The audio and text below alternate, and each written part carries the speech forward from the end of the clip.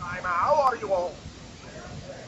Once again, we take this opportunity to thank each and every one of you individually and all of you together collectively for allowing our civilization to communicate through this gate in this way at this time. Each and every time you afford us the opportunity to interact with your civilization. It is a great gift to us that allows us to experience through each and every one of your unique selves that many more facets of the multidimensional crystal of all that is. So we thank you for expanding our understanding of the many more ways that the infinite can express itself. We would like to begin this communication link with the following idea, a notion that many of you have discussed with us many, many times, and we would like to address in a very simplified and basic form at this time, and that is the issue you call health. Many individuals on your planet are very concerned about their health at this time for a variety of reasons. They are recognizing that perhaps their environment is not necessarily as conducive to health as you might like it to be, and thus you are finding yourselves for quite some time, and perhaps now at an accelerated rate, afflicted with many different kinds of diseases and conditions that are not necessarily representative of your ideal state of natural beingness, or what you might call simply health. Let us talk about the basics that need to be involved before you really focus on any kind of specific symptomology that might be connected to any particular kind of labeled disease, one of the exotic variety of many of the things that you have on your planet. Let us talk about what is necessary to incorporate in your lives if you really want to lay a foundation for health. Many of you really have heard many of these things quite often. They are not really new to you, but again, many of you may tend to forget when you come across the idea, whether it is you yourself or someone else, of a so-called specific disease. You tend to forget the idea very often that it requires a very basic understanding to begin with to create an environment within your body that will, in many cases, simply prevent the onset of any kind of disease whatsoever. These basic requirements, again, you have all heard them, but let us take a refresher course at this time, and it is basically as follows. It really is, in your terms, quite a moot point to discuss any specificity about the idea of how to cure this, how to get rid of that, how to clear this and that up, unless and until each and every one is fully utilizing these simple principles in their life. And number one would simply be this: oxygen.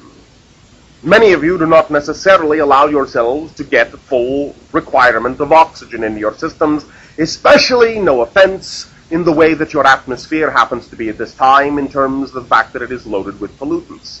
The idea, of course, is the oxygenation of the system is the primary fundamental key that allows all of your cells the capacity to build themselves in the way that they need to be built.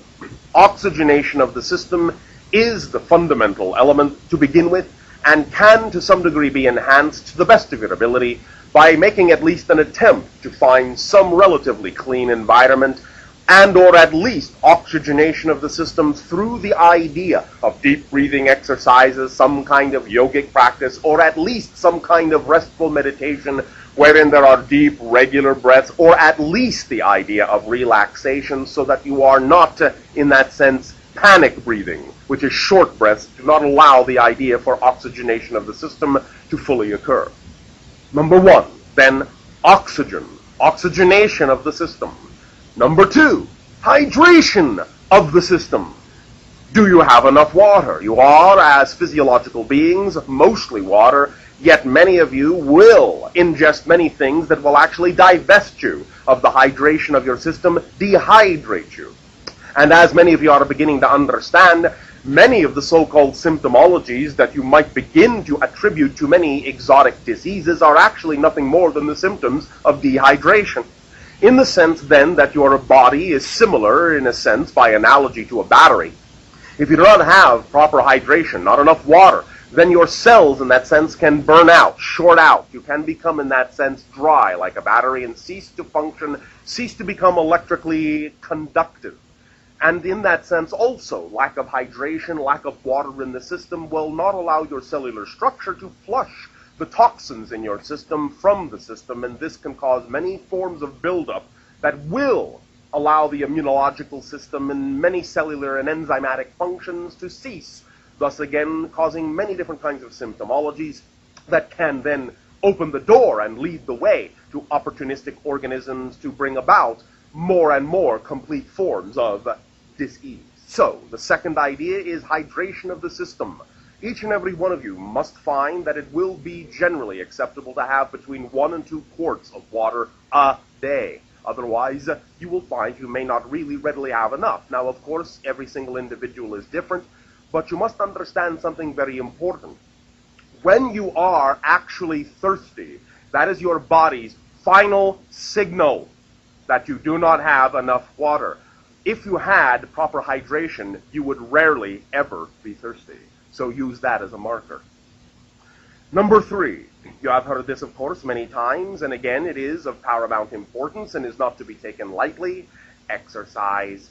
Movement.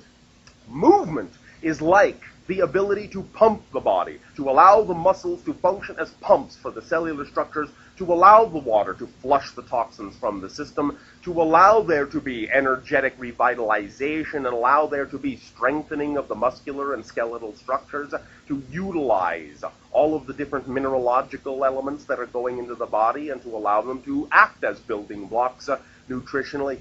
Exercise and movement also in that sense will be representative of being active, of being energetic, of flowing energy through you rather than allowing it to sit around and build up and convert itself into mass. In that sense, what you would call waiting to move. In that sense, in your language, then, the analogy of simply putting on weight because you are waiting to do something. The idea, then, is to understand that oxygen and hydration and movement are critical. Also, then, very important, number 4, the reduction of stress in the system. Again, many of the so-called symptoms that many of you attribute to the beginnings of disease are simply nothing more than the side effects of undue stress in your lives. We would highly and strongly recommend that you find any way, shape, and form to reduce the stress in your lives, and if that means letting go of those things such as work situations and so forth that you know in your heart of hearts do not serve you, I would recommend that you do so. Or at least use your imagination to find a way to convert that situation into something more exciting, more enjoyable, more relaxing for you. Reduction of stress is of paramount importance in your society.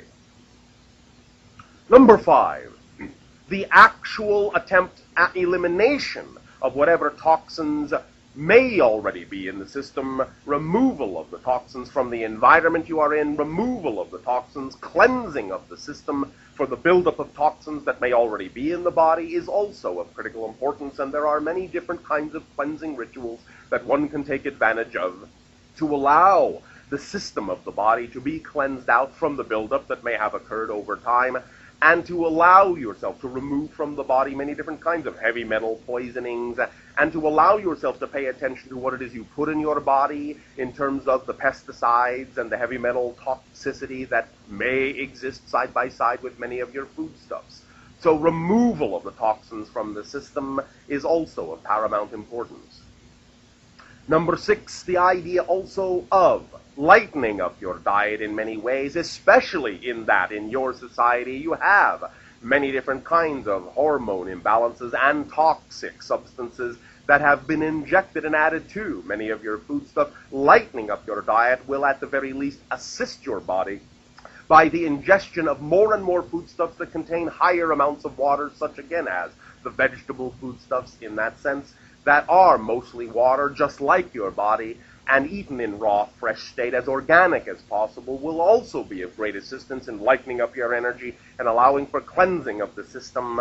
Some small amounts for certain individuals, again, where necessary, of protein, perhaps even in meat form, is acceptable from time to time, but we would suggest that you do not overdo it, especially in the day and age on your planet where you will find that many of the protein meat substances on your planet, as we have said, are heavily laden with all sorts of toxins. Be very cautious about that idea. And also understand that as you do accelerate your energy, as you do accelerate your systems, it will be less often that you will need such support, and you will find yourself being highly energized by less and less and less. And the more natural your food is, in that sense, the more capable it is of giving you, of delivering the nutrients that you need and energizing the system so that you actually need less food. So you will find that these things will work hand in hand, that as you clarify your system, give it oxygen, give it water, reduce the stress, so on and so forth, your body will be, A, more receptive to the nutrients that are there in your natural foods, and as you then feed it more naturally, you will find that you will be energized and require far less. So these ideas are simply the foundation of health, and if you will allow yourself to recognize that these are very simple things that can be added to your life, you will understand that in, shall we just say, for analogy's sake, 99.99999999999% of the cases, these 6 ideas alone will eliminate almost any chance you will ever have of contracting any kind of disease in your life at all. So when you talk about the idea of how do we cure cancers, how do we cure AIDS, how do we cure this, how do we cure that, that's how you do it. By changing the lifestyle in that way and making sure your body has the foundational things it needs so that you will simply never get these things, because the body in and of itself has the natural intelligence to never bring about these kinds of diseases if you simply supply it with the immediate natural fuels that it needs, which are oxygen and water and lack of stress and likeness of food in that sense. Plain and simple, that's really all it will take for most of the things and most of the ailments you find that exist upon your planet. We thank you for allowing us to share this simple notion, this simple reflection with your society at this time. In return now for the gift that you are giving our civilization in allowing us to communicate with you in this way on this day, I ask now in return, in what way may I be allowed to be of service to you? You may begin with sharing in any manner you so desire.